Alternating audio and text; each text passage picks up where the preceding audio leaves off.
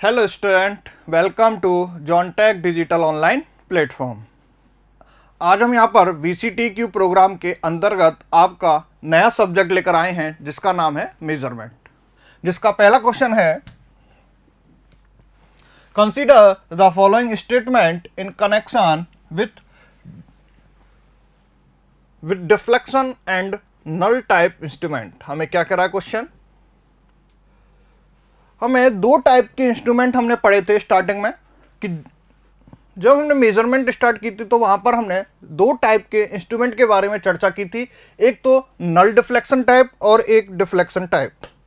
एक तो deflection type और एक नल डिफ्लेक्शन टाइप इंस्ट्रूमेंट। तो अब हमें यह बताना है दोनों में डिफरेंस क्या होता है, मतलब नल टाइप अच्छा होता है या डिफ्लेक्शन टाइप अच्छा होता है। तो हमने देखा था कि जो नल टाइप जो इंस्ट्रूमेंट होते हैं उनकी कुछ प्रॉपर्टी अच्छी होती हैं और डिफ्लेक्शन टाइप की कुछ प्रॉपर्टी अच्छी होती हैं। हम अगर पहला देखें statement, null type instrument is more accurate than the deflection type instrument. पहला स्टेटमेंट क्या कह रहा है कि नल टाइप जो इंस्ट्रूमेंट होते हैं वो ज़्यादा एक्यूरेट होते हैं डिफ्लेक्शन टाइप इंस्ट्रूमेंट से। तो जब हमने नल टाइप इंस्ट्रूमेंट की बात की तो वहां पे हमने क्या देखा था, एक पोटेंशियोमीटर। तो पोटेंशियोमीटर में हमने देखा था कि जो हमारा गैल्वेनोमीटर होता है वो हमें नल डिफ्लेक्शन शो करता है। तो हम बता सकते हैं कि जो नल टाइप इंस्ट्रूमेंट होते हैं वो मोर एक्यूरेट होते हैं as compare to deflection type instrument से। ऐसा क्यों होता है, क्योंकि हमारा जो नल टाइप इंस्ट्रूमेंट है वहां पर हमने कैसे नल किया था हमारे गैल्वेनोमीटर को। तो हमारा जो गैल्वेनोमीटर होता है वहां पर वो क्या करता है कि जब तक मेरा अननोन ईएमएफ और उस स्लाइड वायर के अक्रॉस का ईएमएफ इक्वल नहीं हो जाता तब तक मेरा जो गैल्वेनोमीटर है वो रीडिंग शो करता है। जैसे ही इक्वल होता है तो वो रीडिंग क्या कर देता है, जीरो, मतलब एक नल हो जाता है मेरा गैल्वेनोमीटर। तो जो नल टाइप इंस्ट्रूमेंट होते हैं वो मोर एक्यूरेट होते हैं as compare to deflection type instrument. क्यों? क्योंकि जो हमारा पोटेंशियोमीटर है वहां पर हम एक स्टैंडर्ड सेल का यूज करते हैं। तो उस स्टैंडर्ड सेल के अक्रॉस हमें क्या मिल जाता है, एक ईएमएफ मिलता है। ठीक है, इसके कारण हम बोल सकते हैं कि जो नल टाइप इंस्ट्रूमेंट है वो मोर एक्यूरेट होते हैं as compare to deflection type. ठीक है, सेकंड क्या है, null type instrument can be highly sensitive as compare with deflection type instrument. Null type जो इंस्ट्रूमेंट होते हैं वो मोर सेंसिटिव होते हैं as compare with deflection type instrument. तो ये भी सही है। Third, under dynamic condition. कौन सी कंडीशन है, डायनेमिक कंडीशन का मतलब क्या है कि मेरी इनपुट क्वांटिटी चेंज हो रही है, इनपुट या आउटपुट क्वांटिटी चेंज होती है विद द टाइम। ये क्या होती है आपकी डायनेमिक कंडीशन। तो under dynamic condition null type instrument is not prefer. यहां पर क्या बोल रहा है आपसे कि डायनेमिक कंडीशन के केस में आप नल टाइप इंस्ट्रूमेंट को प्रेफर नहीं करोगे to the deflection type instrument. यहां पर क्या बोल रहा है आपसे कि under dynamic condition null type instrument is not prefer to deflection type instrument. ऐसा क्यों होता है कि डायनेमिक कंडीशन में अगर हम नल टाइप इंस्ट्रूमेंट की बात करें तो नल टाइप इंस्ट्रूमेंट में रीडिंग लेने से पहले हमें डिफरेंट टाइप के कंट्रोल करते हैं। डिफरेंट टाइप के कंट्रोल का मतलब पहले हम स्लाइड वायर को स्टैंडर्डाइज करते हैं, फिर हम क्या करते हैं स्टैंडर्ड जो ईएमएफ है उसके अकॉर्डिंग हम स्लाइड वायर के अक्रॉस एबी के अक्रॉस ईएमएफ फाइंड करते हैं, फिर हम अननोन जो ईएमएफ है उसको फाइंड करते हैं। ठीक है, तो डिफरेंट टाइप के कंट्रोल हम यूज करते हैं। तो और डायनेमिक कंडीशन क्या होती है कि टाइम के अकॉर्डिंग मेरी क्वांटिटी क्या हो जाए, चेंज हो जाए। इसलिए हम नल टाइप जो इंस्ट्रूमेंट है उसको हम डायनेमिक कंडीशन के लिए यूज नहीं करते हैं। तो ये भी हमारा ऑप्शन क्या है, करेक्ट है। बात समझ में आई? मतलब मेरे पास तीन चीज आ गई नल टाइप के लिए कि नल टाइप के अगर हम इंस्ट्रूमेंट की बात करें तो पहला वो क्या होता है, एक्यूरेट। इससे हमें क्या पता चल रहा है कि जो नल टाइप इंस्ट्रूमेंट है हमारे वो क्या हो गए, एक्यूरेट। सेकंड थिंग, हमारा जो नल टाइप इंस्ट्रूमेंट है वो क्या हो गए, हाईली सेंसिटिव।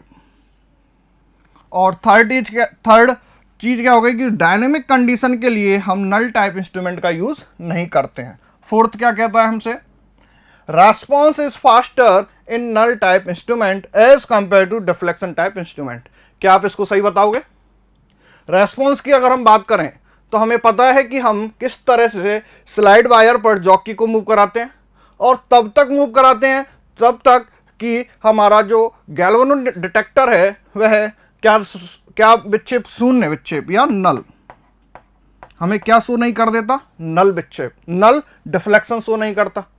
ठीक है, जो और हमारे जो डिफ्लेक्शन टाइप इंस्ट्रूमेंट है उसमें क्या होता है, हमारे डायरेक्ट पॉइंटर होता है, पॉइंटर मूव करता है और हमें रीडिंग बताता है। ठीक है, तो जल्दी से जो रेस्पॉन्स देगा वो नल टाइप देगा या डिफ्लेक्शन टाइप देगा? आप खुद बताओ कि ये रेस्पॉन्स वाली जो बात है वो किसके लिए सही होगी, फास्ट के लिए, डिफ्लेक्शन के लिए होगी, नहीं होगी। मतलब ये मेरा ऑप्शन क्या हो गया, गलत। मतलब हम इस क्वेश्चन से क्या कंक्लूजन निकला हमारा कि जो हमारे नल टाइप इंस्ट्रूमेंट हैं वो एक्यूरेसी में अच्छे होते हैं। सेकंड थिंग, सेंसिटिविटी में,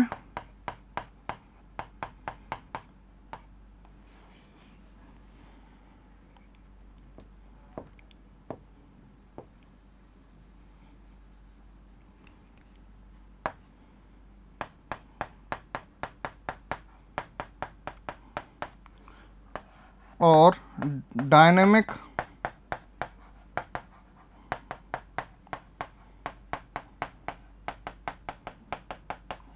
और एक हमें क्या दिया हुआ है यहां पर, रेस्पॉन्स।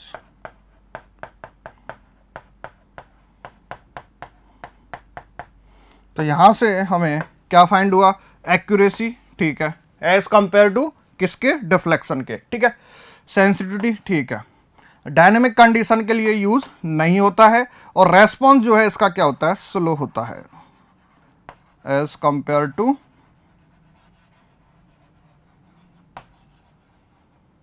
किसके, एज कंपेयर टू डिफ्लेक्शन के।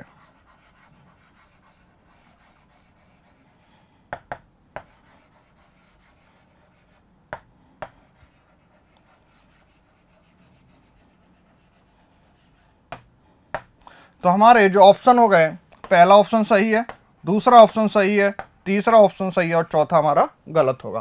तो हमारा ऑप्शन क्या हो जाएगा इसमें, ये। तो बात समझ में आई आपको कि नल टाइप इंस्ट्रूमेंट और डिफ्लेक्शन टाइप इंस्ट्रूमेंट दोनों में क्या अंतर होता है?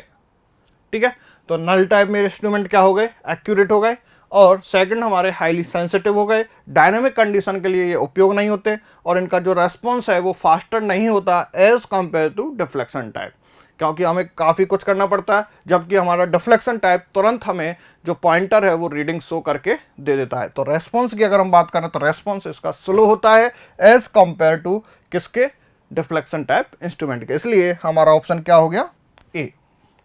नेक्स्ट क्वेश्चन,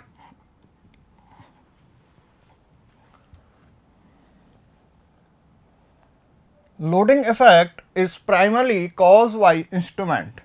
यहां पर हमें क्वेश्चन में क्या दिया हुआ है, लोडिंग इफेक्ट। क्या दिया हुआ है हमें, लोडिंग इफेक्ट। तो आपको पता है कि लोडिंग इफेक्ट होती क्या है, लोडिंग इफेक्ट।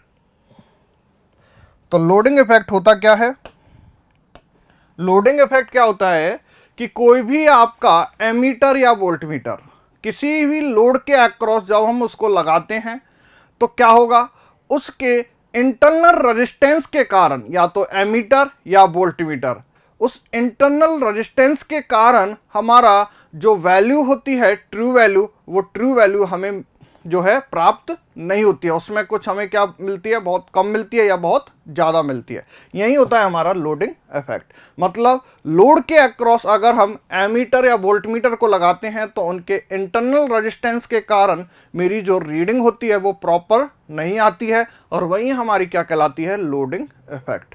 आपने देखा होगा लोडिंग इफेक्ट। मतलब अगर मैं आपसे बात करूं एक एग्जांपल लेके,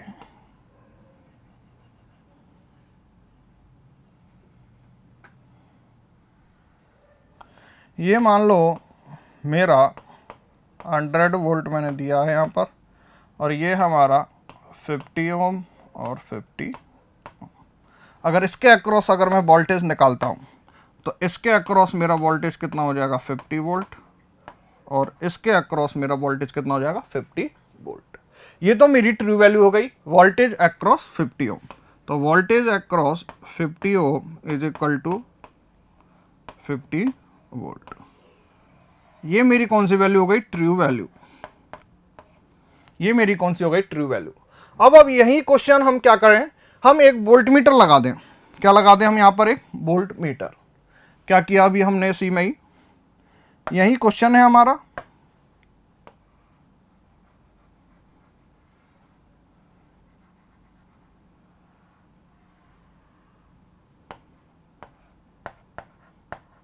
हंड्रेड वोल्ट और 50 ओम और 50 ओम, और यहीं पे हमने क्या लगा दिया एक वोल्ट मीटर। क्या लगा दिया हमने एक वोल्ट मीटर। और इसका मान लो आप कोई भी इंटरनल रेजिस्टेंस हमें दे रखा है कितना,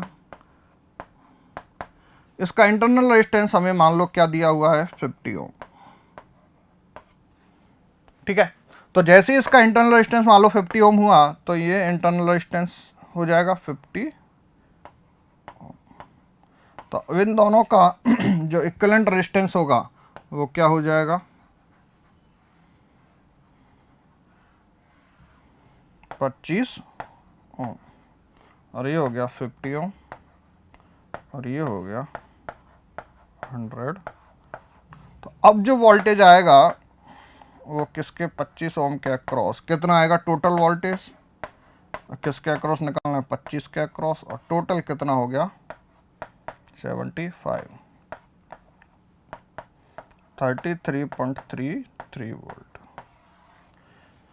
तो ये किसके कारण हुआ, वोल्ट मीटर के कारण। वोल्ट मीटर के इंटरनल रेजिस्टेंस के कारण मेरा क्या इफेक्ट आ गया, लोडिंग इफेक्ट, जिसके कारण मेरी जो वैल्यू थी ट्रू वैल्यू वो क्या हो गई, चेंज हो गई। ये होता है आपका लोडिंग इफेक्ट। इसी में हम अगर मान लो इसकी क्या ले लें, सेंसिटिविटी। क्या ले लेते हैं हम, मान लो यहाँ पर सेंसिटिविटी।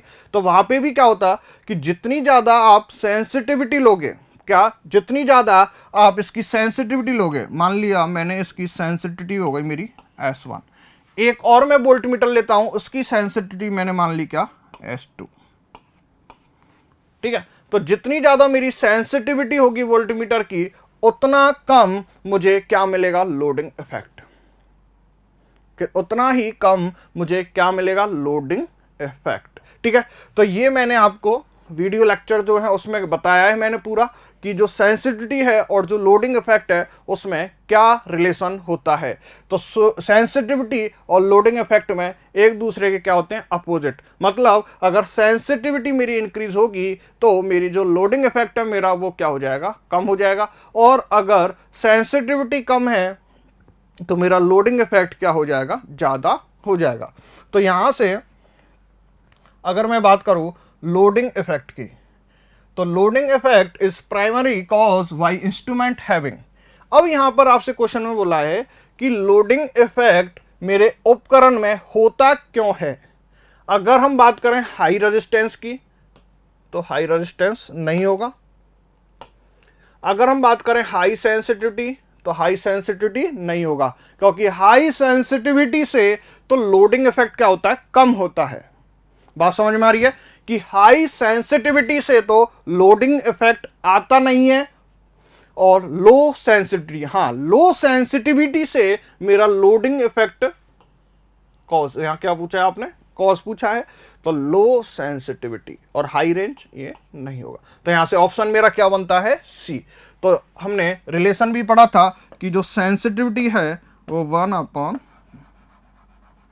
1/लोडिंग इफेक्ट।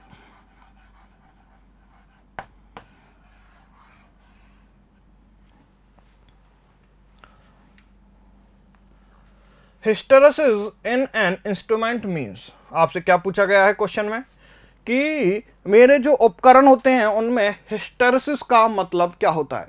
आप सब अच्छे से जानते हो कि हिस्टेरेसिस क्या होता है, एक लूप होता है किसका, VH कर्व का। मतलब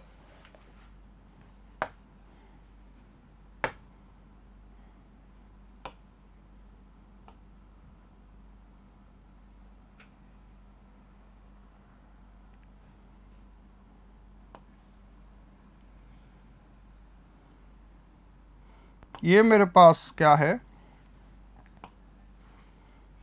मेजर्ड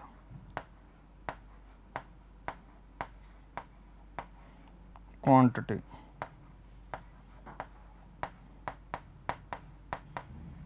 और ये है मेरे पास आउटपुट क्वांटिटी।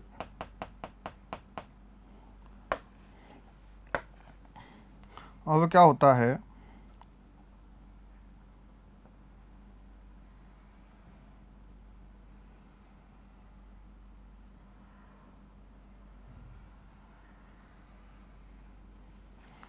तो यहां पर अगर हम बात करें तो ये जो है मेरी इनपुट क्वांटिटी क्या हो रही है, इंक्रीज हो रही है, ठीक है, ये मेरी इनपुट क्वांटिटी, और फिर ये,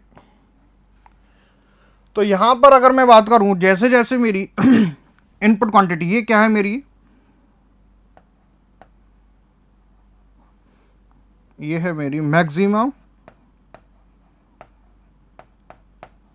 और ये है एक मेरी मैक्सिमम। तो यहां पर अगर हम बात करें तो जैसे जैसे आप इंक्रीज हो रही है, सेम रीडिंग है मेरी, और जैसे जैसे मेरी when input is first increase और देन डिक्रीज, मतलब यहां पर मेरी क्या हो रही है, इंक्रीज हो रही है वैल्यू, और फिर मेरी क्या हो रही है, डिक्रीज हो रही है, लेकिन change in same reading, reading अभी भी क्या है, सेम है। अब हम बात करें VH क्राइटेरिया की, तो यहां पर क्या हो जाता है V, और यहां पे क्या हो जाता है H, और जो H है वो जैसे जैसे मैं करंट को इंक्रीज करता हूं तो H इंक्रीज होता है, और जैसे करंट डिक्रीज करता हूं तो H डिक्रीज होता है, ठीक है, मतलब रीडिंग आपकी सेम रहती है। यही होता है मेरे हिस्टेरेसिस का मतलब। हिस्टेरेसिस का मतलब है कि सेम रीडिंग के लिए पहले आपकी इंक्रीज हो रही है और देन आपकी क्या हो रही है, डिक्रीज, मतलब अनलोडिंग और लोडिंग जो एनर्जी है वो होती है, ठीक है। तो क्या हो जाएगा, the hysteresis in an instrument means the change in same reading when input is first increase and then reduce. तो आपका ऑप्शन क्या हो जाएगा, ए है आपका कि सेम रीडिंग के लिए पहले मेरा इंक्रीज हो रही है रीडिंग, और फिर मेरी रीडिंग क्या हो रही है, डिक्रीज हो रही है, यही कहलाता है आपका हिस्टेरेसिस। और देखो the reliability of the instrument, ये होगा नहीं आपका, the repeatability of the instrument, ये होगा नहीं, the inaccuracy due to change in temperature. तो आपका ऑप्शन क्या हो जाएगा यहाँ पर, फर्स्ट। देख लो आप कि कैसे आपकी इंक्रीज हो रही है और कैसे आपकी डिक्रीज हो रही है। Next question. The resolution of an indicating instrument can be defined as, हमसे क्या पूछा गया है, रिजोल्यूशन पूछा गया है, हमसे क्या पूछा गया है, रिजोल्यूशन, मतलब रिजोल्यूशन की हमसे क्या पूछी गई है, डेफिनेशन। डेफिनेशन हमसे रिजोल्यूशन की पूछी गई है। तो रिजोल्यूशन की डेफिनेशन अगर हम देखें तो पहला हमसे क्या बोल रहा है statement, variation in the meter reading for same applied input. ऐसा तो कुछ हमने शायद पढ़ा नहीं है रिजोल्यूशन के बारे में कि सेम इनपुट के लिए वेरिएशन होता है मीटर की रीडिंग में, ठीक है। Detectable change in the deflection due to smallest change in the applied input. क्या बोला ये कि जो भी आप चेंज कर रहे हो आपके इनपुट में, तो आपके डिफ्लेक्शन में भी वो चेंज होता है, तो उसको आप डिटेक्ट कर सकते हो। Detectable change in the deflection, detectable change in the deflection due to smallest change in the applied input. Third, detectable change in output due to drifting of pointer. Third statement, तो ये भी आपका नहीं होगा, तो आपका क्या हो जाएगा, सेकंड। हमने यही पढ़ा था कि जो रिजोल्यूशन है वो क्या होता है आपका, स्मॉलेस्ट इनपुट में जो चेंज हो रहा है उसको भी हम डिटेक्ट कर सके, तो वही है detectable change in the deflection due to smallest change in the applied input. तो आपका आंसर क्या हो जाएगा, बी। यही होता है आपका क्या, resolution. Next question,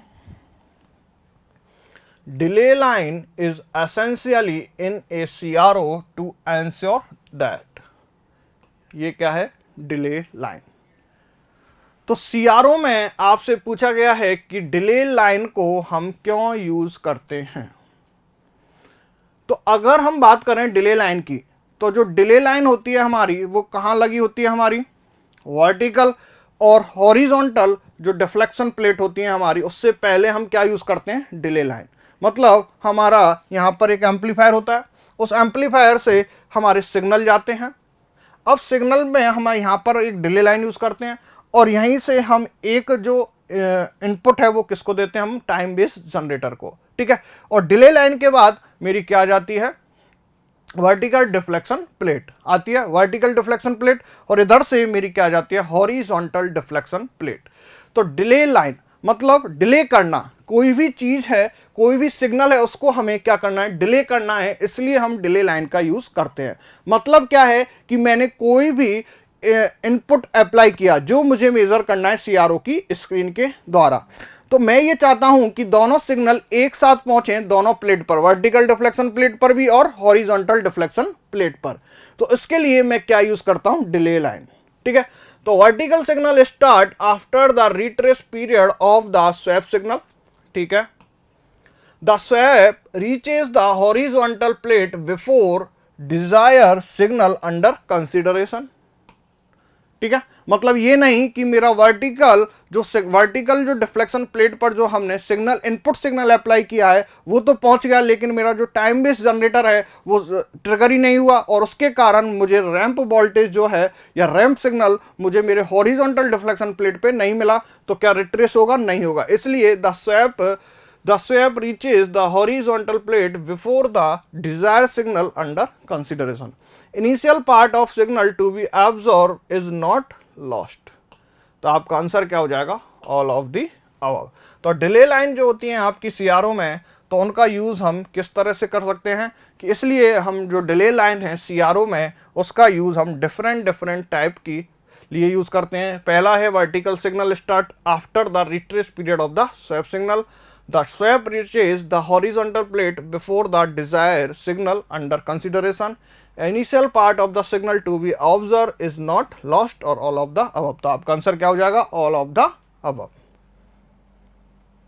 A set of observation has a wide range। क्या है कि हमने ऑब्जर्वेशन किया, डिफरेंट हमने रीडिंग ली, और जो रेंज है वो क्या है, वाइड है। मतलब उन दोनों के बीच में जो डिफरेंस है वो क्या है, ज़्यादा है। तो हम क्या बता सकते हैं कि हमारा जो इंस्ट्रूमेंट होगा, जिस भी इंस्ट्रूमेंट से हमने ये ऑब्जर्वेशन लिया, वो ऑब्जर्वेशन की जो रीडिंग है उनमें क्या है, रेंज जो है उनकी क्या है, वाइड है, नॉट नैरो। तो वाइड रेंज अगर है, लेकिन रिपीट तो हो रही है रेंज, लेकिन उनमें रेंज जो है वो वाइड है, तो हम एक्यूरेसी बता सकते हैं क्या, क्योंकि एक्यूरेसी के लिए हम कभी भी एक सेट ऑफ ऑब्जर्वेशन नहीं लेते हैं, ठीक है। तो एक्यूरेसी का तो फंडा ही खत्म इसमें।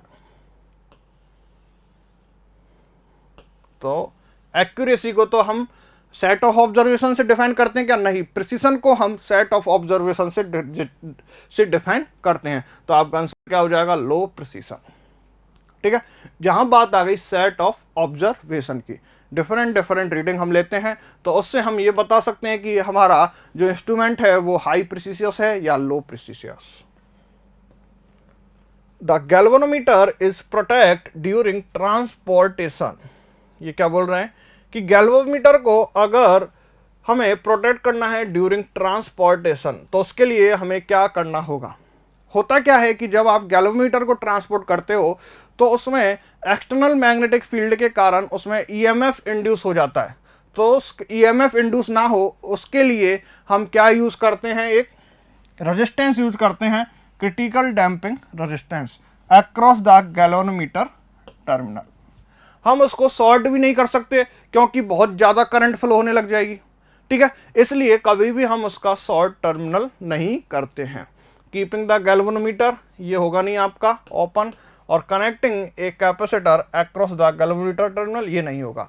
तो कभी भी आप गैल्वेनोमीटर को प्रोटेक्ट करने के लिए क्या यूज करोगे, क्रिटिकल डैम्पिंग रेजिस्टेंस। क्या यूज करोगे आप, critical damping resistance. A galvanometer has a current sensitivity, galvanometer की करंट सेंसिटिविटी हमें कितनी दी हुई है, 1 micro ampere per mm and a critical damping resistance of 1 kilo ohm, और हमें क्रिटिकल डैम्पिंग रेजिस्टेंस दिया हुआ है 1 किलो ओम।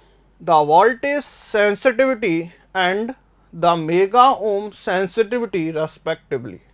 तो हमें पूछा गया है कि वोल्टेज सेंसिटिविटी और मेगा ओम सेंसिटिविटी जो है वो क्या होगी। तो वोल्टेज सेंसिटिविटी की अगर हम बात करें,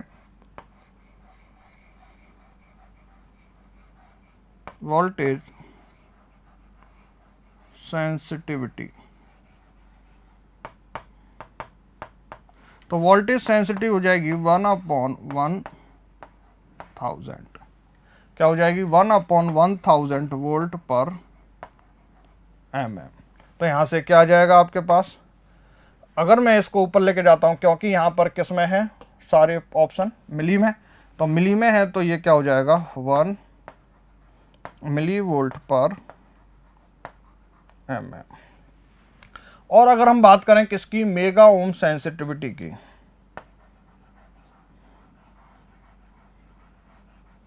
मेगा ओम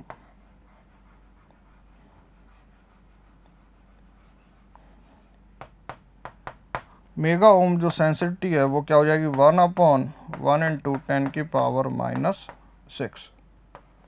क्या हो जाएगी? 1/1 × 10⁻⁻6। तभी मेरा किस में आएगा? मेगा ओम में। तो ये 10⁻6 ऊपर जाएगा, तो क्या हो जाएगा? 1 मेगा ओम। तो यहां से मेरी वोल्टेज सेंसिटिविटी तो क्या आ गई? 1 मिलीवोल्ट पर mm, और मेगा ओम सेंसिटिविटी कितनी आ गई? 1 मेगा ओम। तो आपका आंसर क्या हो जाएगा? ए। तो जो मेरी गैल्वेनोमीटर है उसकी करंट सेंसिटिविटी और क्रिटिकल डैम्पिंग रेजिस्टेंस दिया है, तो वोल्टेज सेंसिटिविटी और मेगा ओम सेंसिटिविटी जो है वो क्या आ जाएंगी? 1 मिलीवोल्ट पर mm और 1 mega ohm. In moving iron instrument AD current damping can not B use. तो मूविंग आयरन इंस्ट्रूमेंट में मेनली हमारी जो मैग्नेट होती है वो कौन सी होती है? इलेक्ट्रोमैग्नेट। क्या होती है हमारी मूविंग आयरन इंस्ट्रूमेंट में? इलेक्ट्रोमैग्नेट। तो इलेक्ट्रोमैग्नेट होती है, तो वहां हमारी एडी करंट डैम्पिंग का तो यूज हम करते नहीं है। कौन सी डैम्पिंग यूज करते हैं वहां पर? हम एयर फ्रिक्शन डैम्पिंग। तो अभी हमें रीजन बताना है कि एडी करंट डैम्पिंग का हम यूज क्यों नहीं करते हैं कोई भी मूविंग आयरन इंस्ट्रूमेंट है उसमें। तो पहला है इसमें option, they have a strong operating magnetic field. Strong operating magnetic field हो ही नहीं सकता। क्यों? क्योंकि वहां पर हम कौन सी मैग्नेट यूज करते हैं? इलेक्ट्रोमैग्नेट।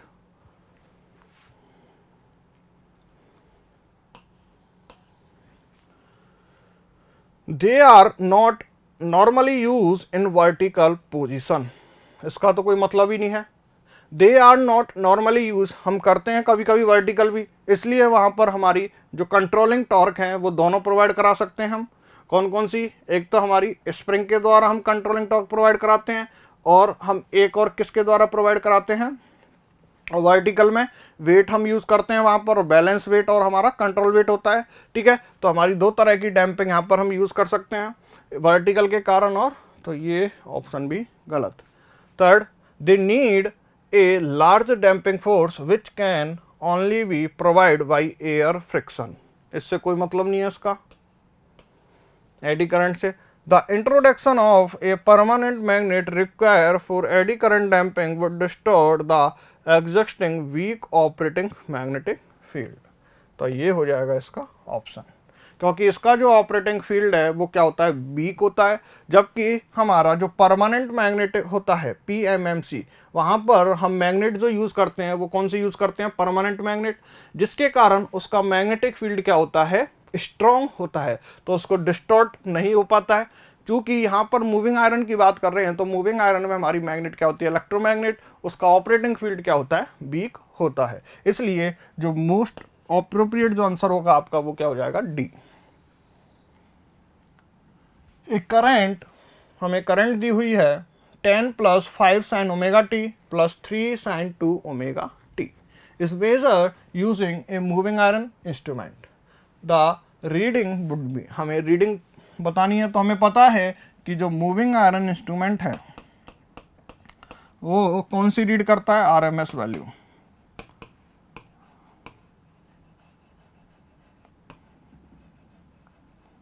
क्या करता है, ये RMS वैल्यू रीड करता है। तो यहाँ से अगर हम IRMS निकालें तो IRMS अंडर रूट ऑफ क्या हो जाएगा, 10 का स्क्वायर प्लस 5 अपॉन रूट 2 का स्क्वायर प्लस 3 अपॉन रूट 2 का स्क्वायर। तो यहाँ से आपका IRMS क्या आ जाएगा,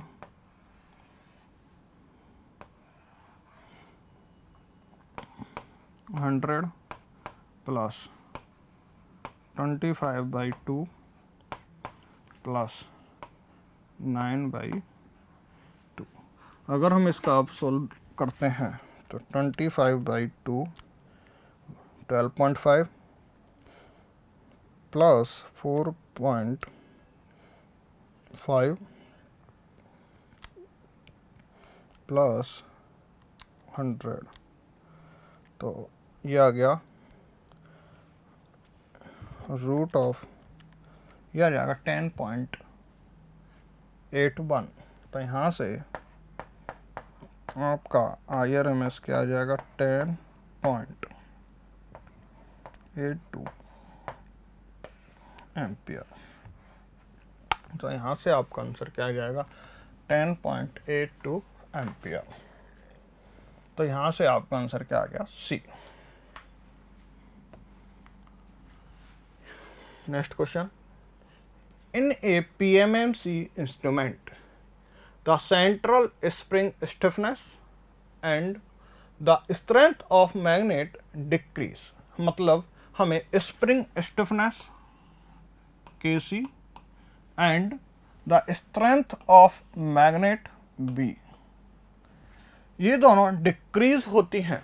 हमें पता है कि जैसे ही हम टेम्परेचर को इंक्रीज करते हैं तो हमारी स्टिफनेस और स्ट्रेंथ दोनों क्या होती हैं, डिक्रीज होती हैं।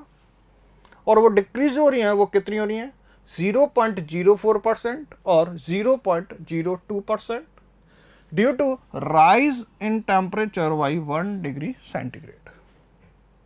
ये तो यहाँ पता चल गया मुझे कि मैं 1 डिग्री सेंटीग्रेड जब इंक्रीज करता हूँ तो मेरी जो स्टिफनेस कांस्टेंट और स्ट्रेंथ ऑफ मैग्नेट वो दोनों डिक्रीज हो रही हैं। अब हमसे पूछा गया है कि अब अगर आप राइज करते हो टेम्परेचर को कितना, 10 डिग्री, तो इंस्ट्रूमेंट की रीडिंग पर क्या इफेक्ट पड़ेगा। तो हमें देखना है कि इंस्ट्रूमेंट की जो रीडिंग है उन पर क्या इफेक्ट पड़ेगा अगर आप टेम्परेचर को 10 डिग्री राइज करते हो। बात समझ में आ रही है। तो पहले अगर हम बात करें किसकी, हमें पता है TC इज इक्वल टू क्या होता है, KC इंटू थीटा। तो अगर मैं KC को क्या करता हूं, डिक्रीज, तो थीटा क्या होता है, इंक्रीज। और एक होता है हमारा TD is equal to VI/NA। और जब मेरे TD इज इक्वल टू क्या हो जाएगा, TC, तो V प्रोपोर्शनल टू क्या आ जाएगा मेरा, थीटा। मतलब अगर मैं V को डिक्रीज करता हूं तो थीटा क्या होता है, डिक्रीज। ये दोनों चीज है मेरी।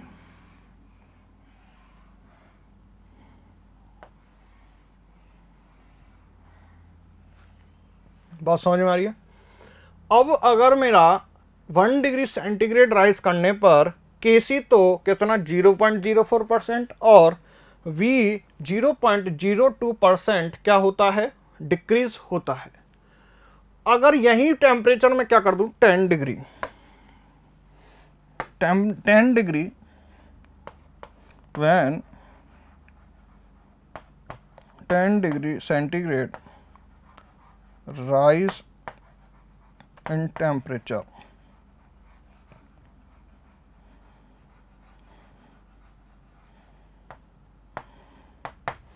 राइज इन टेम्परेचर, तो मेरा जो KC होगा या स्टिफनेस, क्या है मेरा ये स्टिफनेस, क्या हो जाएगा 0.04 इंटू 10, तो ये कितना आ जाएगा 0.4।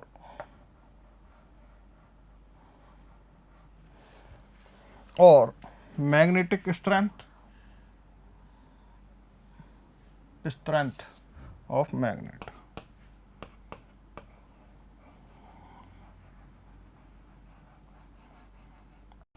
स्ट्रेंथ ऑफ मैग्नेट, ये कितना है मेरा 0.02, तो 0.02 इंटू 10, तो यहाँ से आ जाएगा 0.2। तो अगर हम देखें दोनों में अंतर कितना आया मेरा, दोनों में जो अंतर है 0.4 माइनस 0.2, तो क्या हुआ है 0.2। बात समझ में आ रही है? मैंने क्या बताया आपको कि जब मैं राइज इन टेम्परेचर, मतलब जो स्टिफनेस है मेरा वो क्या हो गया 0.4, और मेरी जो स्ट्रेंथ है मैग्नेट की वो कितनी हो गई 0.2। तो अब हमसे क्या पूछा है, द इंस्ट्रूमेंट रीडिंग। तो इंस्ट्रूमेंट रीडिंग की अगर हम बात करें, तो इंस्ट्रूमेंट रीडिंग की अगर हम बात करें तो हमारी जो स्टिफनेस है, स्टिफनेस क्या थी मेरी 0.4, और यहाँ पर मेरी स्ट्रेंथ ऑफ मैग्नेट कितनी थी 0.2। तो मेरी स्टिफनेस और मैग्नेट का जो अंतर है वो कितना आया 0.2। तो मेरी जो रीडिंग है वो कितनी इंक्रीज हो जाएगी, इंक्रीज बाई 0.2%। बात समझ में आई? हमें यहाँ पर स्प्रिंग स्टिफनेस दे रखा था, तो हमारी जो स्प्रिंग स्टिफनेस है वो और डिक्रीज हो गई। बात समझना कि जब मैं 10 डिग्री अगर राइज किया मैंने टेम्परेचर में, पहले मैंने 1 डिग्री राइज किया टेम्परेचर में, तो 1 डिग्री जब मैं राइज करता हूं टेम्परेचर में, तो उस टाइम मेरी जो स्प्रिंग स्टिफनेस थी वो 0.04 थी। अब मैं 10 डिग्री अगर राइज करता हूं तो सिंपल सी बात है कि मेरा जो स्टिफनेस होगा वो और डिक्रीज होगा, क्योंकि मुझे होगा नहीं होगा, तो मैंने डिक्रीज किया। अब मेरा जो स्टिफनेस आया वो कितना आया 0.04, सॉरी 0.4, और मेरा मैग्नेट का जो स्ट्रेंथ है वो जो कि पहले क्या था 0.02, वो बढ़कर कितना हो गया 0.2। इतना तो हमें पता है कि हम जैसे ही टेम्परेचर को इंक्रीज करेंगे, टेम्परेचर को इंक्रीज करते ही हमारी दोनों जो केसी और वी हैं वो दोनों डिक्रीज होंगे नहीं होंगे। तो पहले कितने डिक्रीज हो रहे थे 0.02%, और अब कितने हो रहे हैं डिक्रीज 0.4%। मतलब जो डिक्रीज होने की दर है वो ज्यादा हुई नहीं हुई, तो वही चीज है। तो मुझे पता है कि दोनों का जो अंतर है वो कितना हुआ 0.2, और चूंकि यहां पर स्टिफनेस अगर डिक्रीज हो रही है, ज्यादा हो रही है, मतलब रीडिंग क्या होगी इंक्रीज होगी, ऑब्वियसली होगी नहीं होगी। तो मैंने बताया आपको स्टिफनेस अगर मेरा डिक्रीज होता है तो क्या होती है रीडिंग इंक्रीज, और इंक्रीज कितनी हुई मेरी रीडिंग 0.2%। जो अंतर आया मेरा 0.2%, मेरी जो रीडिंग है वो इंक्रीज होंगी या नहीं होंगी, तो होंगी।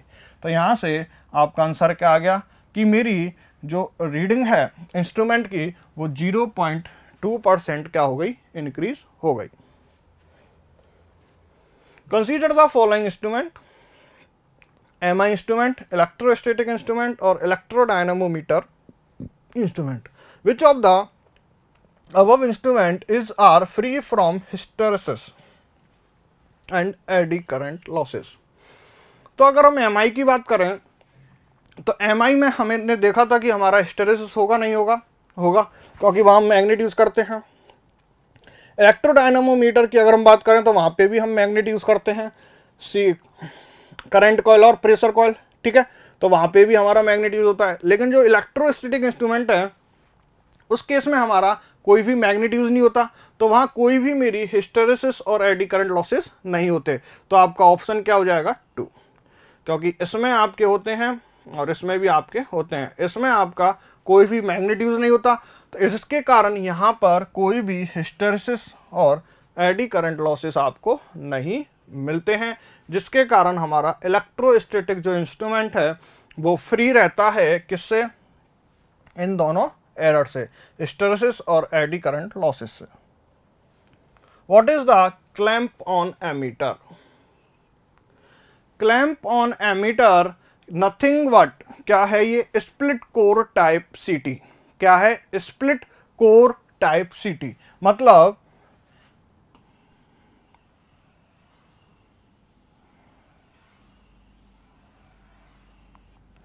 और इसमें मैंने एक क्या लगा दिया, तो ये तो हो जाती है हमारी क्या? प्राइमरी वाइंडिंग, और ये हो जाती है हमारी सेकेंडरी वाइंडिंग। बात समझ में आ रही है? इस तरह से आपका क्या होता है? क्लैंप ऑन एमीटर, वो क्लच होता है। जैसे ही आप कोई भी करंट को मेजर करते हो, तो ये मेरे मान लो इस वायर में से फ्लो होने वाली करंट को मुझे क्या करना है? मेजर करना है। तो मैं क्या यूज करूंगा? Clamp on ammeter. तो क्लैंप ऑन मीटर को जैसे ही ओपन करता हूं, तो ओपन करते ही उसके बीच में मेरा क्या आ जाता है? इस तरह से। इस तरह से होता है, नहीं होता क्लैंप ऑन एमीटर, ठीक है। तो वो इस वायर में से जाने वाली जो करंट है उसको मेजर करता है। तो वो जो करंट होती है वो क्या होती है? High AC current. मतलब हम ये बोल सकते हैं कि जो क्लैंप ऑन एमीटर है इज नथिंग बट ए सीटी।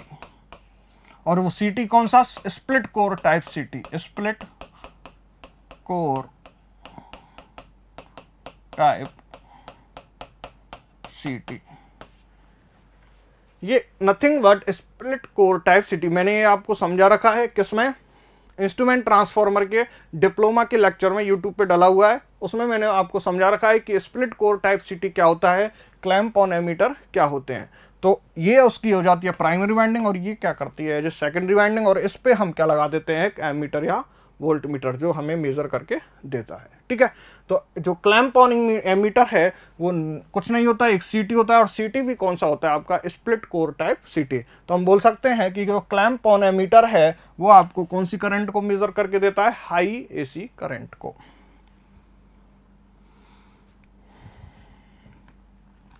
In the circuit shown in given figure the wattmeter reading, हमें क्या निकालनी है यहाँ पर? Wattmeter reading. ये क्वेश्चन है आपके पास, वॉटमीटर रीडिंग हमें निकालनी है। लोड हमें दे रखा है 4 + J3, और हमें यहाँ पर सीटी भी दी हुई है, और हमें यहाँ पर वॉटमीटर भी दिया हुआ है। तो अब हमें वॉटमीटर की रीडिंग हमें निकालनी है। तो वॉटमीटर की रीडिंग निकालने के लिए हमें पता है कि वॉटमीटर की रीडिंग क्या होती है? करंट कॉइल में जाने वाली करंट, प्रेशर कॉइल के अक्रॉस वोल्टेज, और उन दोनों के बीच का पावर फैक्टर। यही होता है मेरा क्या?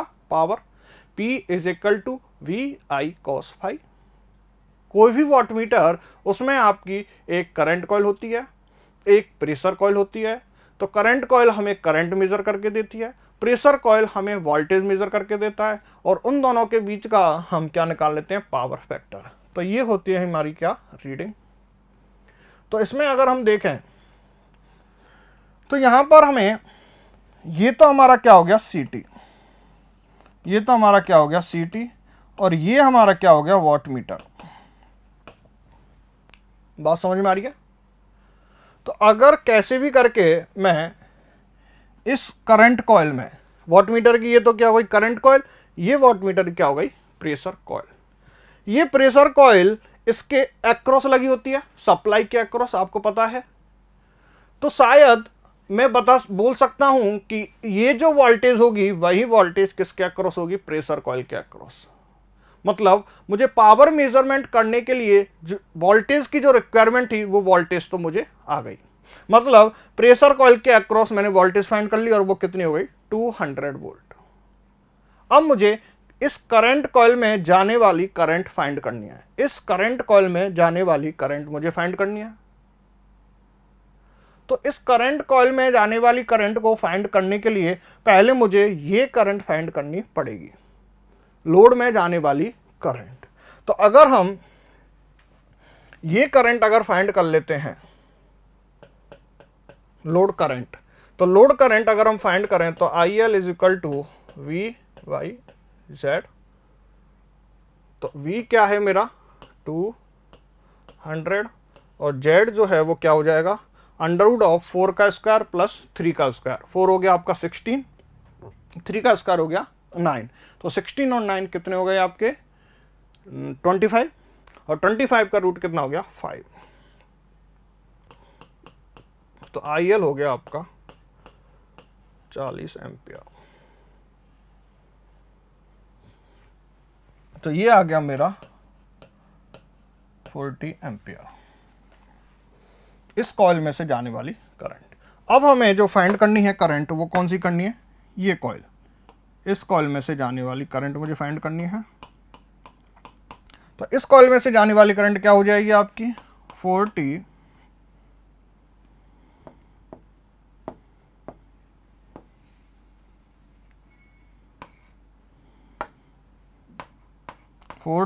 इंटू क्या हो जाएगा 5/50, तो ये कितना हो जाएगा 20/5, ये हो जाएगा 4 एम्पियर।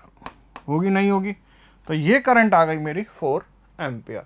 तो अब मुझे वोल्टेज अगर फाइंड करें तो इस प्रेशर कॉइल के अक्रॉस BPC वो कितना हो जाएगा 200 वोल्ट, और ये हो गई ICC।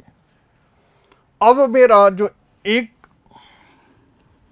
फॉर्मूला है P इज इक्वल टू क्या होता है BPC ICC cos of angle between VPC and ICC, ये होता है। तो यहाँ से अगर मैं पावर फाइंड करूँ तो BPC कितना हो गया 200, ICC कितना हो गया 4 एम्पियर, और cos ऑफ, अब बात करते हैं अपन एंगल की। तो फाई जो है cos फाई की अगर हम बात करें तो cos फाई यहाँ पर हम ऐसे भी निकाल सकते हैं RYZ से। किससे निकाल सकते हैं RYZ से। तो R हमारा क्या है 4Y, और ये क्या है हमारा 5, तो ये हो गया 0.8। तो यहाँ से cos ऑफ 0.8, सॉरी ये हो गया हमारा cos फाई।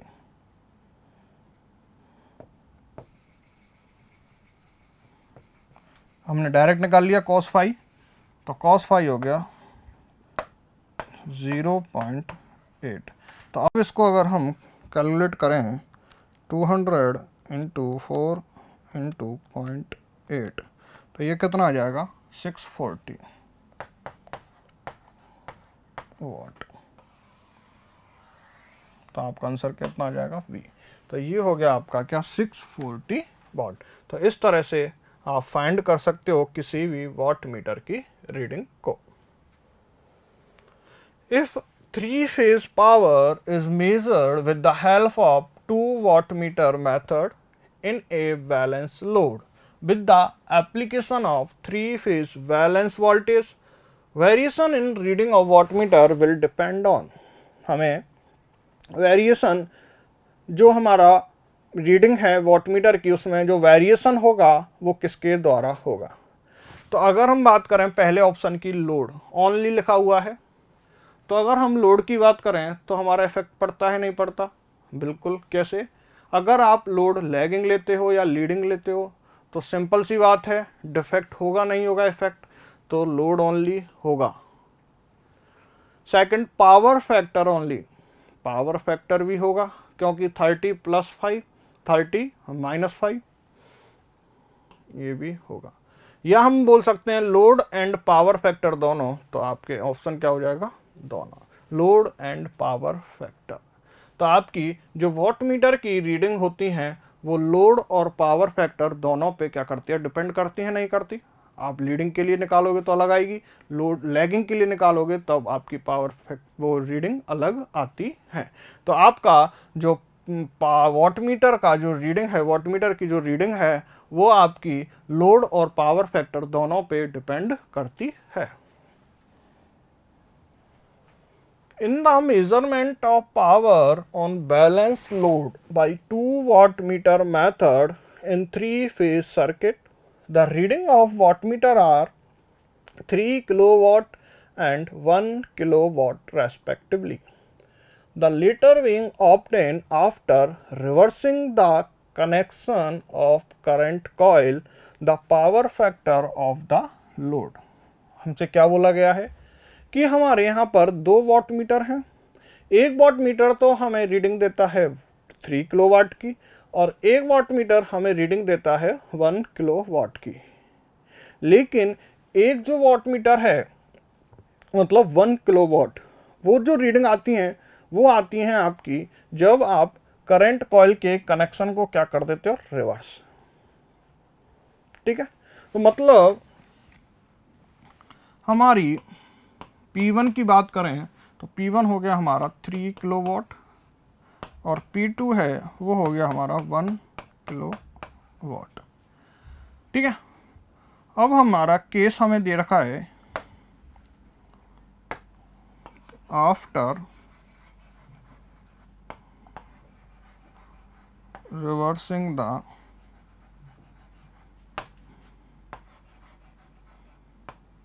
connection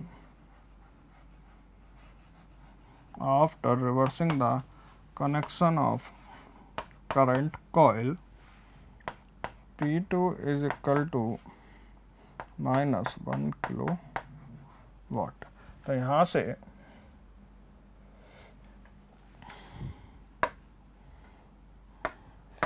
से आपका tan phi is equal to √3 P1 minus P2 upon P1 plus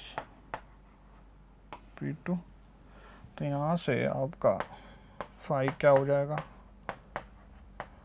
tan inverse of √3। P1 आपका कितना है, P1 आपका कितना है 3 माइनस ऑफ -1 3 प्लस -1। तो यहाँ से यदि हम फाई निकालें तो tan इनवर्स √3 इंटू 3 और 3 क्या हो जाएंगे, 3 और 1 4, 4/2, तो ये क्या हो जाएगा 2। तो यहाँ से √3 इंटू 2 ये हो गया, और इसका अगर हम tan इनवर्स लें तो वो कितना आ जाएगा हमारे पास, फाई इज इक्वल टू 73.89। लेकिन हमसे क्या पूछा है, पावर फैक्टर। तो इसका अगर हम कॉस ले लेते हैं तो ये कितना आ जाएगा, cos phi is equal to 0.277।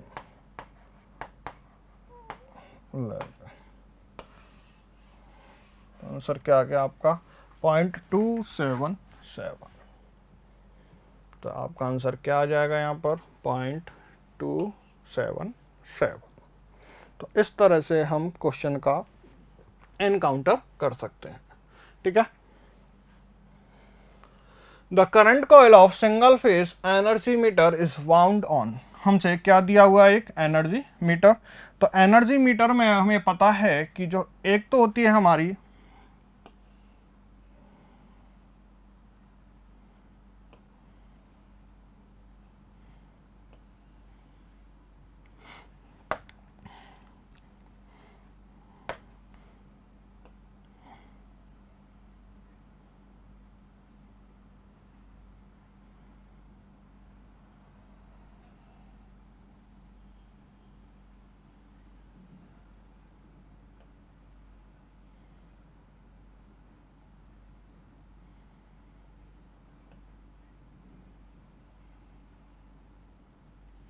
ये तो हमारी क्या होती है, प्रेशर कॉइल।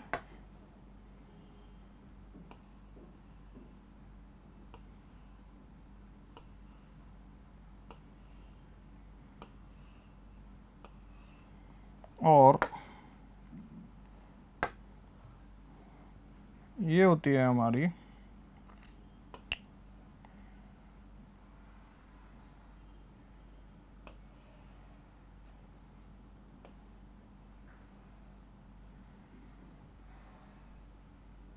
Current coil. तो ये करंट कॉइल किस तरह से होती है, लोड और फिर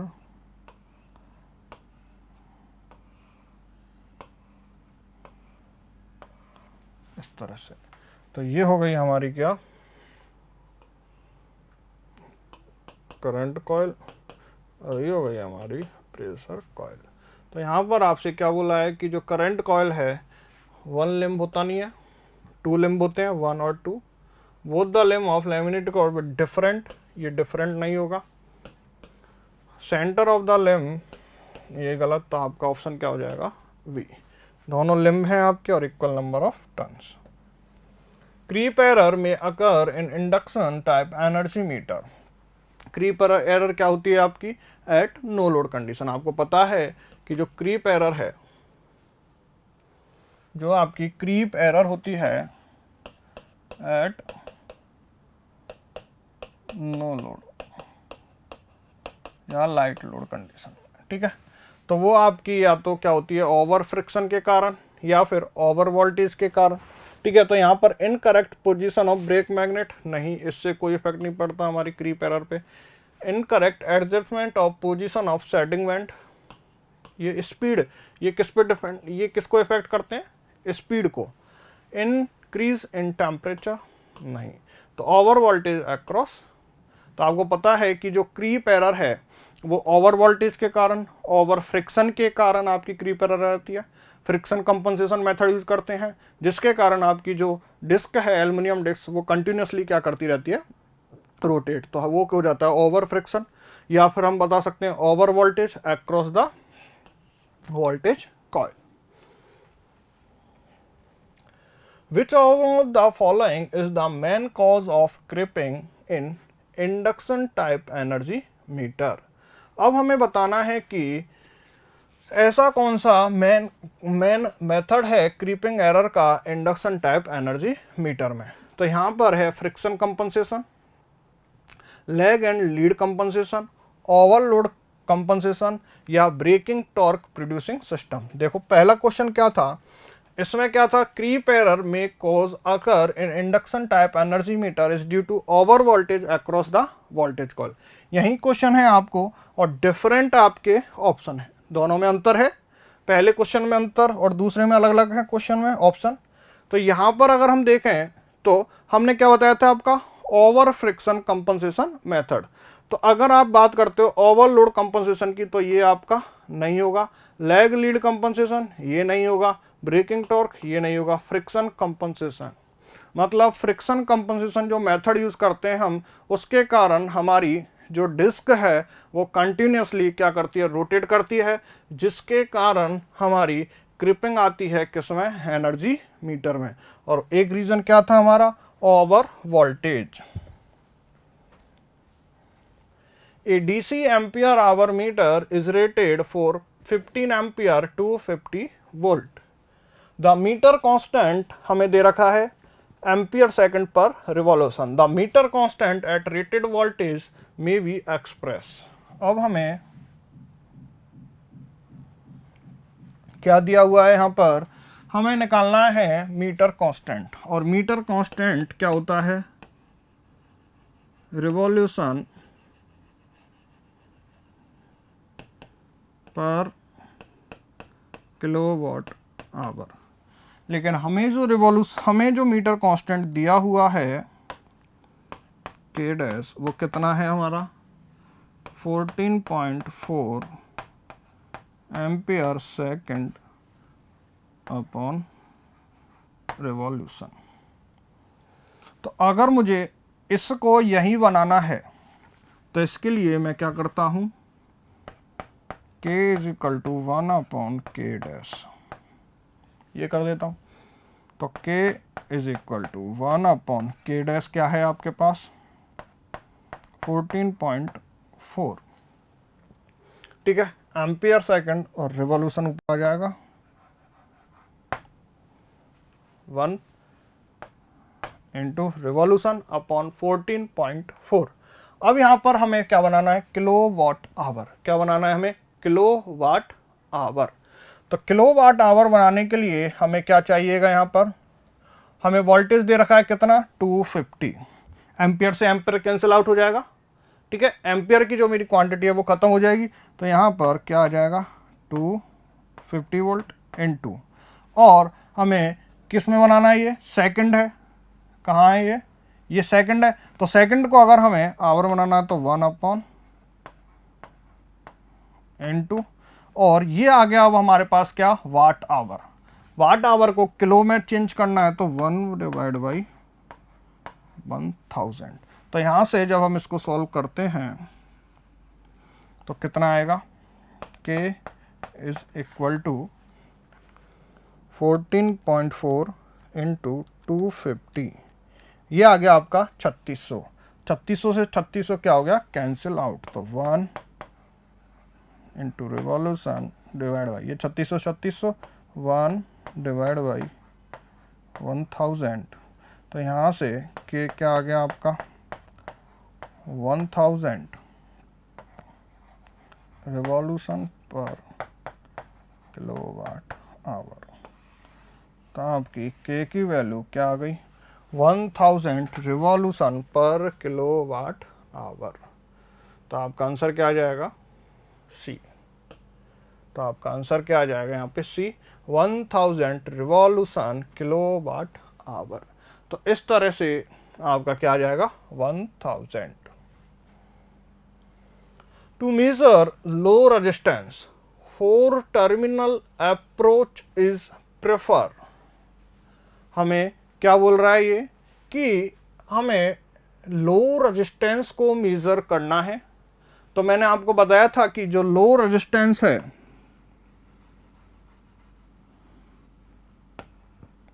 ए डैश वी बी डैश, ये होता है 4 टर्मिनल। तो इस 4 टर्मिनल को ही हमने क्यों प्रेफर किया, मैंने आपको बताया था इसका आंसर कि 4 टर्मिनल को प्रेफर करने का कारण क्या था हमारा। एक तो हमारी कोई भी हमने एमीटर या वोल्ट मीटर अगर हम सीरीज और पैरेलल में लगाते हैं तो उसको लगाने के कारण उसके कॉन्टैक्ट रेजिस्टेंस या उसकी लीड के थ्रू लगाते हैं तो वो जो लीड का रेजिस्टेंस है वो आ जाता है। तो उसके इफेक्ट को ख़त्म करने के लिए हम 4 टर्मिनल की ओर जाते हैं। तो अगर हम बात करें एलिमिनेट द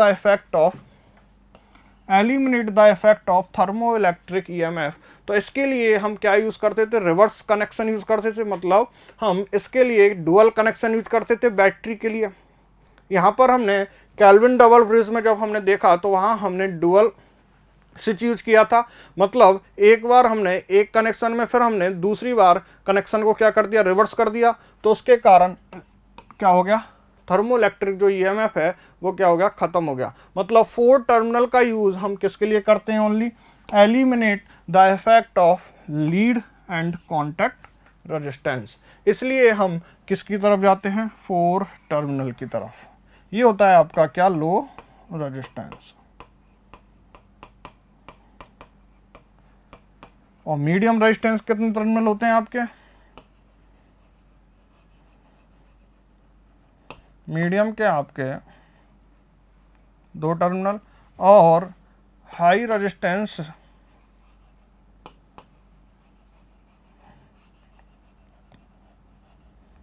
के कितने होते हैं आपके,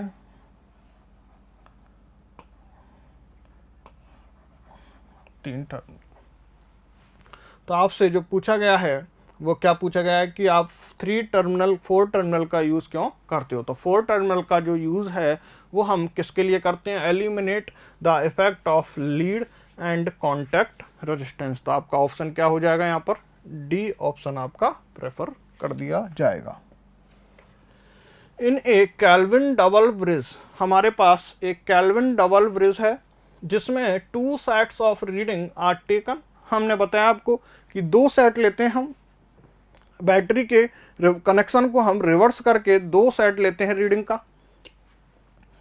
व्हेन मेजरिंग लो रेजिस्टेंस, आपको पता है कि जो केल्विन डबल ब्रिज है उसके द्वारा हम कौन सा रेजिस्टेंस मेजर करते हैं, लो रेजिस्टेंस। अब जो हमने रीडिंग ली है वो ली है 1 with current in 1 direction and other with direction of current reverse. 2 तरह से हमने रीडिंग ली है, करंट की एक तरफ एक डायरेक्शन, दूसरी तरफ उसकी करंट की डायरेक्शन को हमने क्या कर दिया, reverse. 1 with current in 1 direction and the other with direction of current reverse. तो ये हमने ऐसा क्यों किया, इसका रीजन क्या है, eliminate the effect of contact resistance. तो इसके लिए तो हम क्या यूज करते हैं, 4 टर्मिनल। इसके लिए तो हम क्या यूज करते हैं, 4 टर्मिनल, तो ये तो होगा नहीं। Eliminate the effect of resistance of lead, तो इसके लिए भी हम क्या यूज करते हैं 4 टर्मिनल, तो ये भी नहीं होगा। हमने देखा था कि किस तरह से हम 4 टर्मिनल का यूज करते हैं केल्विन डबल ब्रिज में, किस तरह से कि हमारा कोई भी रेजिस्टेंस था, इस रेजिस्टेंस को हमें मेजर करना था, तो क्या किया हमने कि एक तो ये और एक ये टर्मिनल, तो इस टर्मिनल से तो हम क्या करते थे और इस टर्मिनल का इस तरह से, और इन दोनों के बीच में हमने क्या लगा दिया था गैल्वेनोमीटर, ये कैपिटल पी और ये स्मॉल पी। बात समझ में आई। और इस टर्मिनल से हम क्या,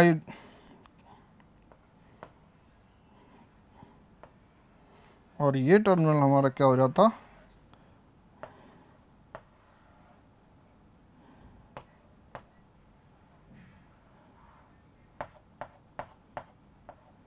इस तरह से हमारा क्या होता था, ये पूरा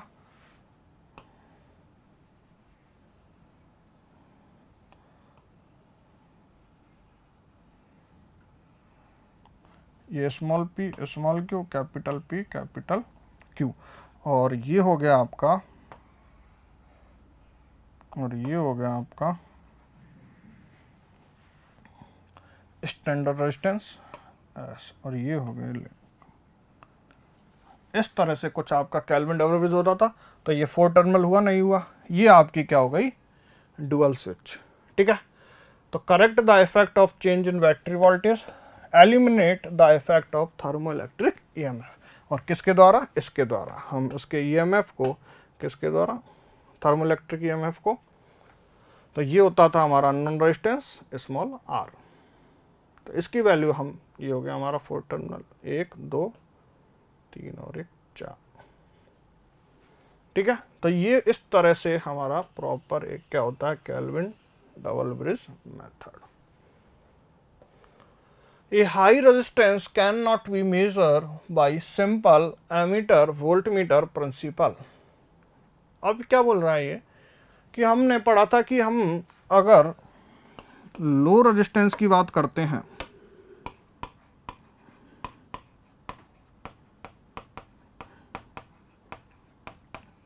लो रेजिस्टेंस की जब हम बात करते हैं तो इसमें हम क्या यूज करते हैं ए बी पी के।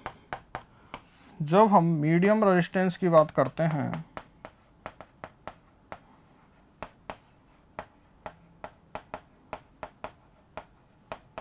तो इसमें हम यूज करते हैं एस ए डब्ल्यू और वोल्टमीटर एमीटर। ये हो गया एमीटर वोल्टमीटर मेथड, पोटेंशियोमीटर और केल्विन डबल ब्रिज। ये हो गया सब्स्टिट्यूशन मेथड। ये हो गया आपका ओम मीटर, ये हो गया आपका व्हीटस्टोन मीटर, और ये हो गया आपका voltmeter ammeter. S4 substitution, O4 ohm meter, W4 Wheatstone bridge, V और A का मतलब वोल्टमीटर एमीटर। इसका मतलब हो गया एमीटर वोल्टमीटर, पोटेंशियोमीटर और केल्विन। और हाई रेजिस्टेंस के लिए हमारे क्या हो जाते हैं megger, direct deflection method, loss of charge method.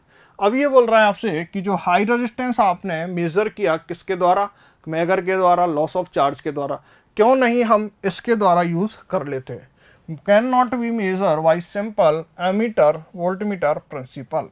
तो आप क्या बताओगे यहां पर, आपको पता है कि जब हम हाई रेजिस्टेंस की बात करते हैं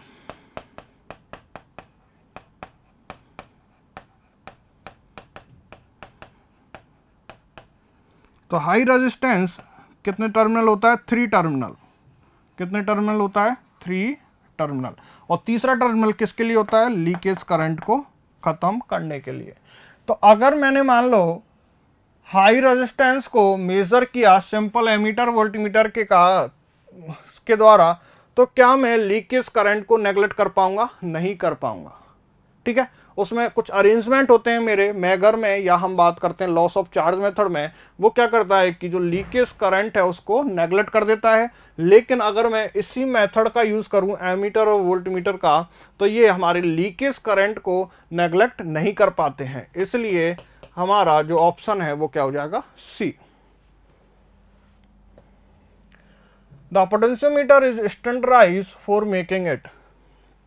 पोटेंशियोमीटर को हम स्टैंडर्डाइज क्यों करते हैं कि वो हमारा पोटेंशियोमीटर क्या हो जाए, एक्यूरेट। एक्यूरेट अगर हो गया तो प्रिसाइज की ज़रूरत नहीं है। और मेनली वो हमारा जो पोटेंशियोमीटर है वो होता क्या है, इनडायरेक्ट रीडिंग टाइप होता है। मतलब हमें डायरेक्ट रीडिंग नहीं मिलती, इनडायरेक्ट मतलब E1 upon E2 is equal to L1 upon L2। तो हम L1 की वैल्यू लेते हैं, L2 की वैल्यू लेते हैं और E1 की वैल्यू लेते हैं, तब हमें E2 की वैल्यू फाइंड होती है। तो उसको डायरेक्ट रीडिंग बनाने के लिए हम उसका क्या करते हैं, स्टैंडर्डाइज। तो आप का जो पोटेंशियोमीटर है उसको स्टैंडर्डाइज करने का रीज़न क्या है, एक तो हम उसको एक्यूरेट कर सकते हैं और दूसरा हम उसको डायरेक्ट रीडिंग टाइप इंस्ट्रूमेंट बना सकते हैं। वोल्ट बॉक्स क्या होता है आपका, डिफरेंट टाइप के इसमें रेंज होती है वोल्टेज की। होता क्या है, जो आपका पोटेंशियोमीटर है, पोटेंशियोमीटर जो है लो वोल्टेज मतलब 1.5 वोल्ट तक की रेंज को माप सकता है, 250 वोल्ट तक की रेंज को ये नहीं माप सकता। तो उसको मेजर करने के लिए हम क्या यूज़ करते हैं, वोल्ट बॉक्स। मतलब एक तरह से हम बोल सकते हैं पोटेंशियोमीटर की अगर हमें रेंज बढ़ानी है तो उसके लिए हम वोल्ट बॉक्स का यूज़ कर सकते हैं। तो यहाँ पर मेजरिंग द वोल्टेज, हमें पता है पोटेंशियोमीटर मेजर तो करता ही है voltage. Extending the voltage range of the potentiometer, चूंकि वोल्ट बॉक्स का यूज हम कहाँ पे करते हैं, पोटेंशियोमीटर में। एक है extending the range of voltmeter, extending the range of potentiometer. तो आपका ऑप्शन क्या हो जाएगा, सी। मतलब पोटेंशियोमीटर में हम वोल्ट बॉक्स का यूज करते हैं और उसका यूज करने का रीजन क्या है कि रेंज को बढ़ाना। पोटेंशियोमीटर की जो रेंज है वोल्टेज की मेजर करने की, उसकी रेंज को बढ़ाना ही वोल्ट बॉक्स का क्या होता है, उद्देश्य। इन डी शॉर्टी ब्रिज, एक तो होता है हमारे मॉडिफाई और एक होता है अनमॉडिफाई। हमें पता है कि जो हमारा अनमॉडिफाइड डी शॉर्टी है उसका सबसे बड़ा डिसएडवांटेज यही होता है कि वो ओनली जो प्योर कैपेसिटेंस है उसका ही उसके लिए ही वो वर्क करता है, ठीक है। उसमें हम जो प्योर कैपेसिटेंस है उसको ही मेजर कर सकते हैं। तो अगर हम बात करें in de Sauty bridge, it is possible to obtain balance. हमसे क्या पूछा गया है कि डी शॉर्टी ब्रिज में it is possible to obtain balance when both the capacitance are imperfect. Imperfect नहीं होगा, इम्परफेक्ट होता है हमारा मॉडिफाई डी शॉर्टी में। हमें दे रखा है कौन सा, अनमॉडिफाइड फॉर्म, ठीक है। तो यहाँ पर if one of the capacitance is perfect नहीं होगा, दो कैपेसिटेंस यूज होते हैं। Only if both the capacitance are perfect. तो आपका ऑप्शन क्या हो जाएगा, अगर हमारे दोनों कैपेसिटेंस अगर परफेक्ट हैं तो हमारा डी शॉर्टी जो ब्रिज है वो बैलेंस हो सकता है।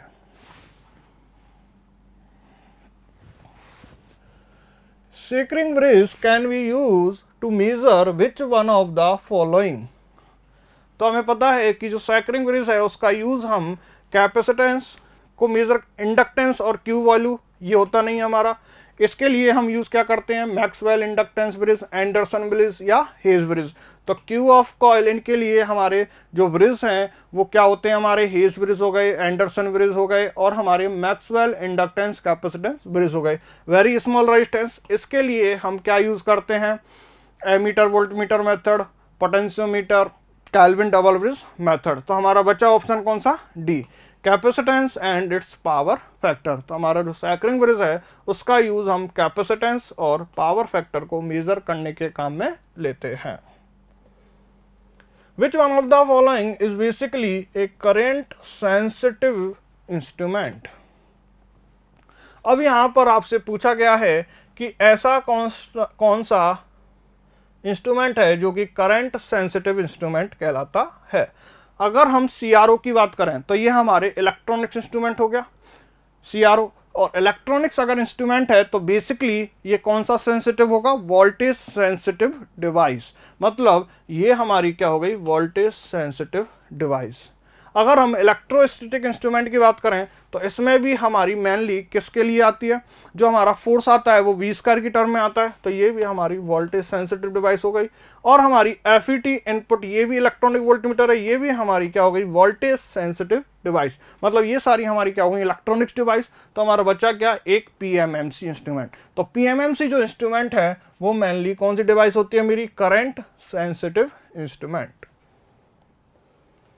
Beam of electron in cathode ray tube emitted because of.